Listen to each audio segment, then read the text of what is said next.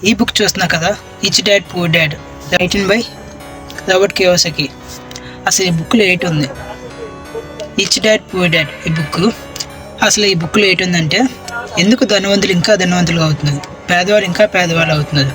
అసలు ధనవంతుల mind set ఎలాగ ఉంటుంది, పేదవాళ్ళ మైండ్ సెట్ ఎలాగ ఉంటుంది, అసలు ఖర్చు పెట్టే విధానం ఎలాగ ఉంటుంది, వీళ్ళు ఖర్చు పెట్టే విధానం ఉంటుంది.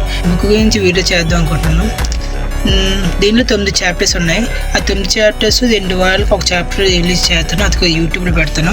ఇన్స్టాగ్రామ్లోకి టైం లిమిట్స్ అయిపోదు, డైరెక్ట్ యూట్యూబ్లో పెడతాను.